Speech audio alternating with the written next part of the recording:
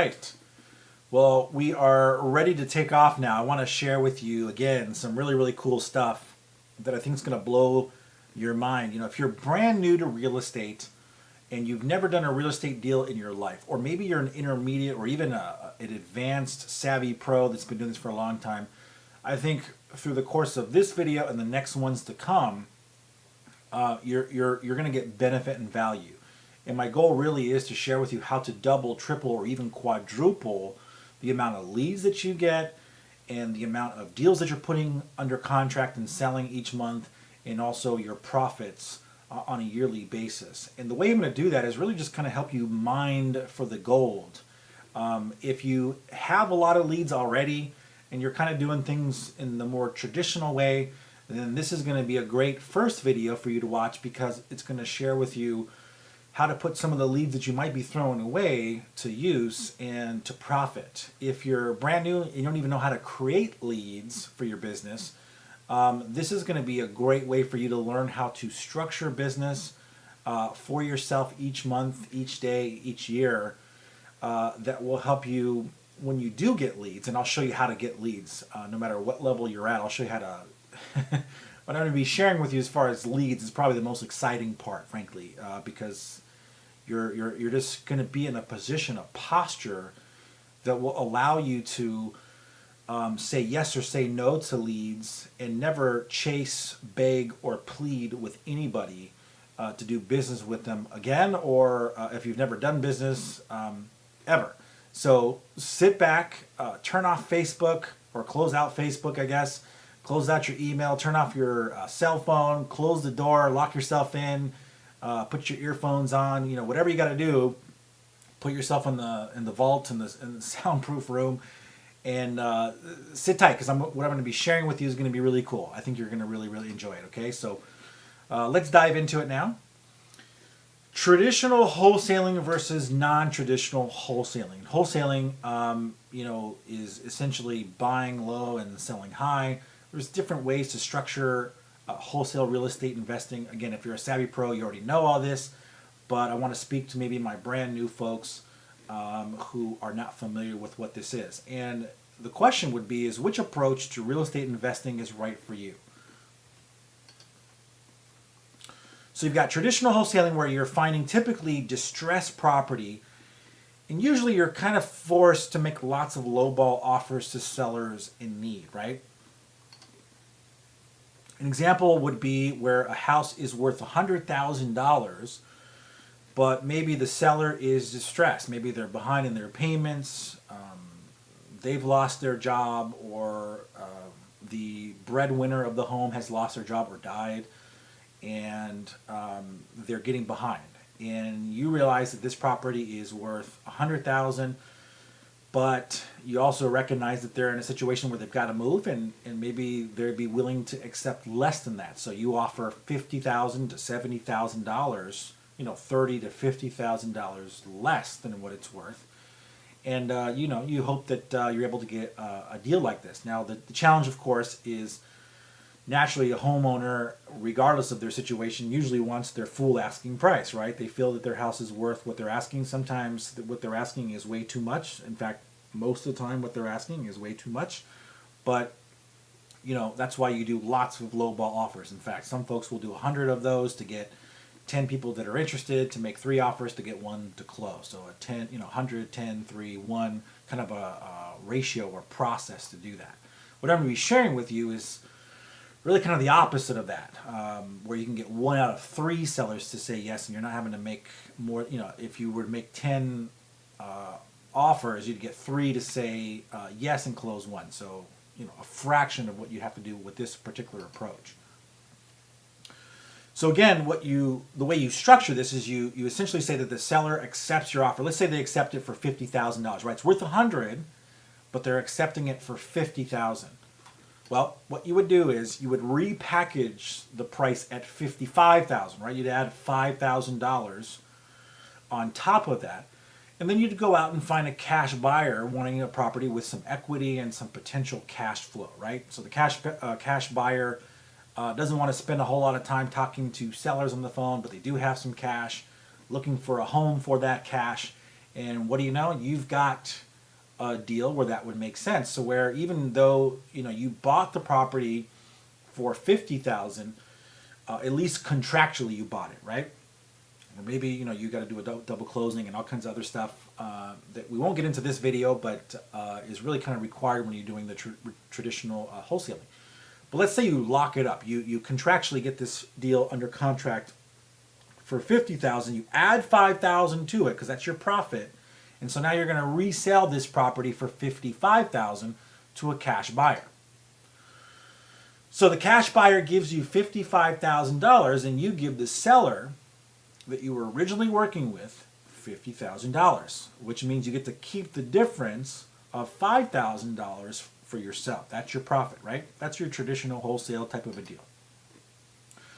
Again, while this approach does work, and as you can imagine, there are lots of hurdles that you'd have to jump over in order to find sellers willing to do this, such as the fact that you're lowballing the seller, right? They raised their 3 children, little Johnny, little Timmy, and little Samantha, in their house, and so for them, the house is worth $1 million. So in their mind, they're giving you a good deal at 100,000, right? So here you come and say, "I'll give you 50,000," right? So it's insulting to a lot of people. It insults them, and so that's why you've got to go through 100 different properties like that.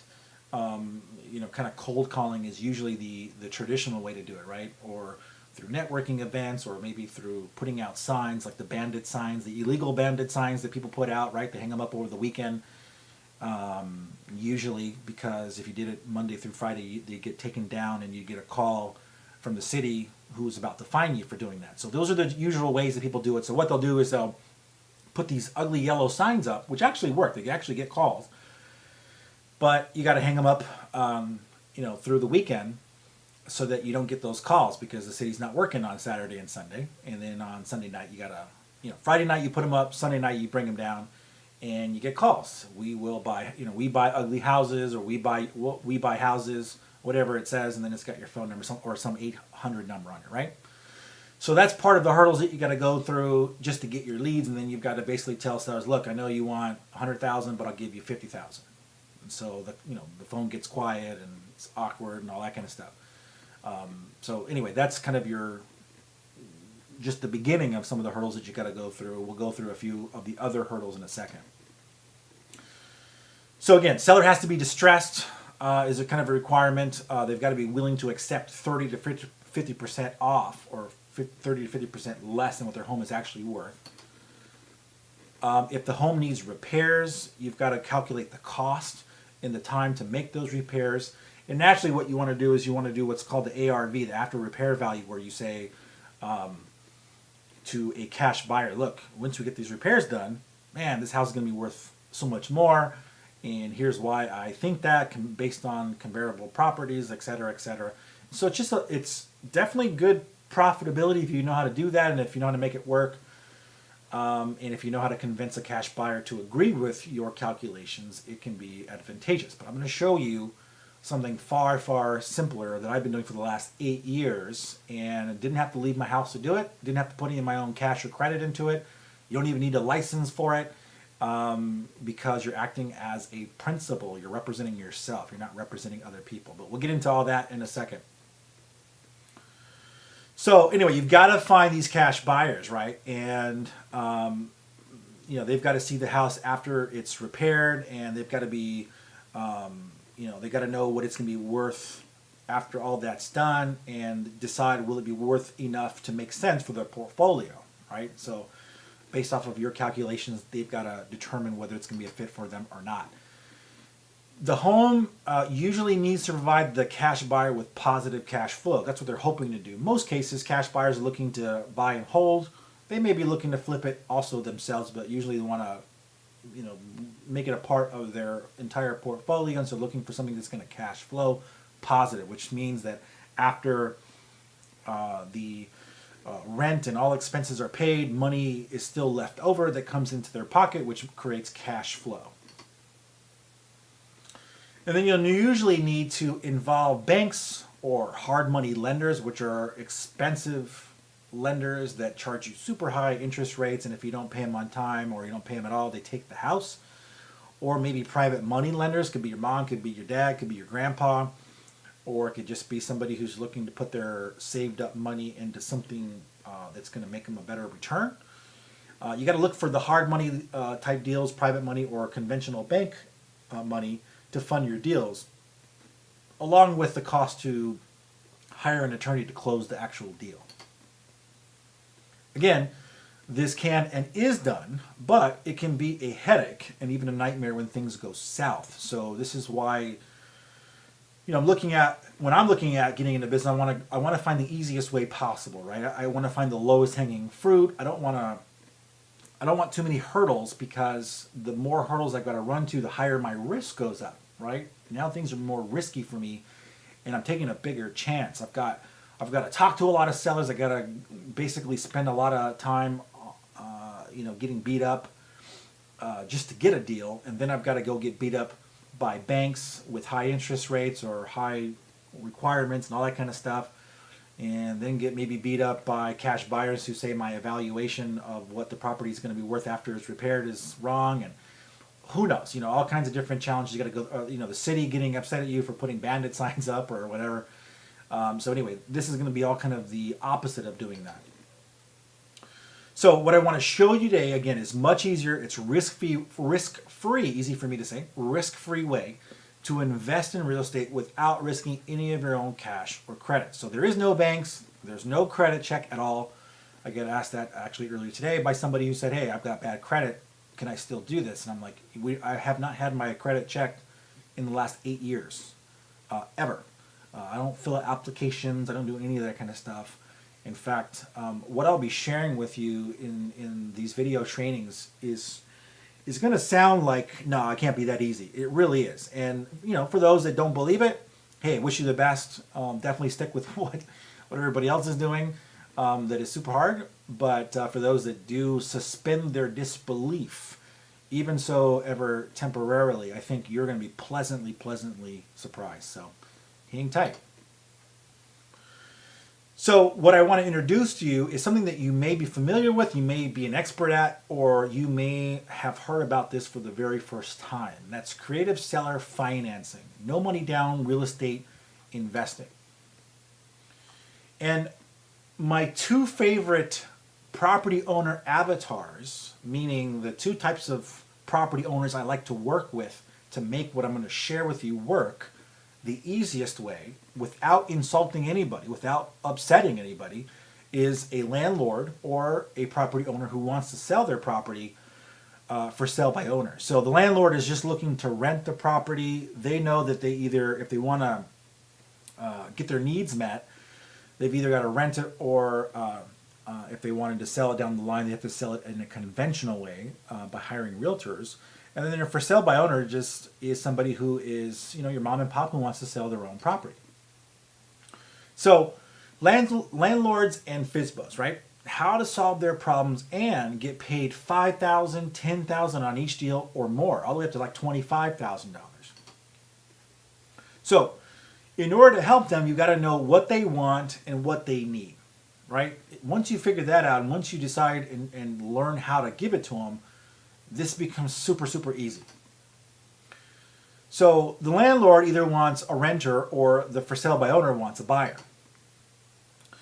The landlord wants somebody who's not going to destroy their property, or if it's a for sale by owner, they want somebody who'll buy their property at their full asking price. The landlords want a renter that will pay on time and won't destroy their house, right?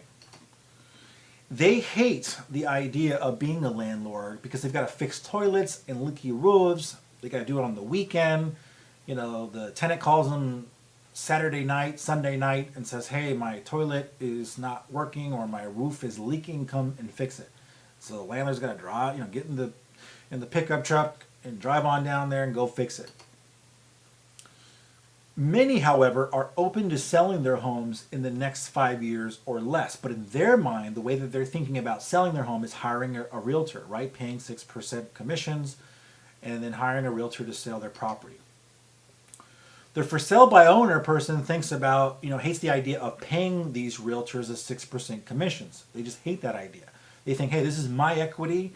I worked hard for it. I put all this money into the property. Why should I give you 6%, right? If it's a $300,000 house, that's 18 grand that they've got to pay just for the realtor commissions, which the for sale by owner guy or gal feels that the realtor didn't earn in the first place, right? Now, if you're a realtor, I'm not trying to be offensive to you. I used to be a realtor with Keller Williams and Remax, but let's face it, the homeowner who ultimately becomes our for sale by owner just doesn't think that a realtor is worth their commission. Plus, you've got to pay 1.5% to 2% in closing costs, so they're in for 7.5% to 8% of the price of their home, and the idea of them doing that just makes them want to puke. So that's why they've ultimately decided to become a FSBO, for sale by owner. Again, they want their full asking price, and they usually want to sell fast. They're selling for some reason, right? They either want to move out of state, got a new job, or again, maybe there was a death in the family and the primary bread earner is no longer able to make the payment, so they've got to sell this house. But again, the idea of selling and paying commissions makes them want to vomit. The other reason is maybe they're okay with paying commissions, but they can't. There's no equity in the property, right? House is worth $300,000, but the seller owes $310,000. So they're upside down, right? They owe more than it's worth. Well, these tactics actually work, even when they owe more than it's worth, believe it or not. Especially when you're selling a property for sale by owner with creative seller financing, you can actually sell at 10 to 20% above what it's worth because you're selling on terms. And so this is why I love this approach. Not only do you not have to offer 30 to 50% off of what the seller wants, but you can actually offer 10 to 20% more than what they want and still make money. And I'll show you how to do that. So most FSBOs cannot sell their property as fast as they want or at all. The reality is FSBOs are not realtors, they're not trained in this, and they're not trained in marketing, all that kind of stuff, and so most of them fail. I think it's like 80% plus that fail at trying to sell their property for sale by owner. So here is the perfect offer for both the landlord and the for sale by owner. So what I typically do is I'll say, listen, we can either sell your property rent to own, right? So if I'm talking to a landlord, they're already renting it, right? So if they want to sell, if they hate the idea of being a landlord, then we can do a rent to own. You're already renting it, let's do a rent to own. Or seller financing for the landlord also, or for the for sale by owner, who's like, look, I mean, let's face it, the for sale by owner would prefer to get cash today. They really want to get all their money today. But if they can't sell their property at all, or at least not as fast as they would like to, something's better than nothing. And so when you introduce this idea to them, which is usually not introduced to them by anybody else, especially not by realtors, because most realtors are not trained in this, which guys, that means that's good. That's what you want. That means you've got a niche business where you have very little competition. For the last 8 years, I have enjoyed extremely small competition. Whereas when I was a realtor and a mortgage broker, I had tons of competition, right? I had to compete with other realtors to get the business. Here, I don't compete with anybody. And not just because we have the perfect offer here, but because of all the other cool stuff that you're going to learn if you stick tight with us and watch the other videos. And I don't know why you wouldn't, but you're just going to be blown away, and you'll see why having this niche business in this unique, little known or almost unknown strategies give you this huge competitive advantage. So you either offer rent to own to the landlord or for sale by owner, or to sell with seller financing, like on a land contract or a contract for deed. It's really kind of the same thing, but just called differently depending on the state. Then you're able to offer them their full asking price, and like I alluded to earlier, you can even offer them sometimes a little bit more, if in exchange for terms, in exchange for time. So you can offer a little bit higher if they're willing to give you a little bit longer time, with them being the bank, right? So instead of the buyer, the end buyer, the person that we're going to sell contracts to, instead of them having to go and get a traditional bank loan, the owner of this property is the bank. They're going to be the bank. And if they're willing to give us a little bit more time, we're willing to give them a little bit more price, ultimately coming from, again, the end buyer who I'm going to assign contracts to. The contracts are called an option agreement, the option to buy or the option not to buy, right? So, when I'm doing a rent to own, that's what it's called, the option agreement, and I want to assign those. And those contracts are worth money, 5, 10, up to 25 grand for those contracts, assuming all the other variables are in place. I mean, the house is a great house, in a great market, all that kind of stuff.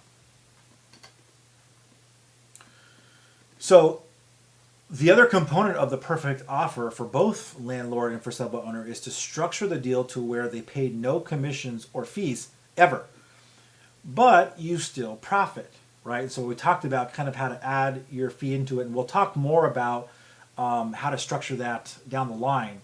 I believe in the next video you'll be learning exactly how to do that, how to make offers the way I'm talking about, how to structure them, and even how to talk to the sellers, which is going to be cool. I'll show you some stuff that's you're gonna love. It'll blow your mind. You also can make the end buyer responsible for the first $5,000 or more, depending on the purchase price, in any kind of repair.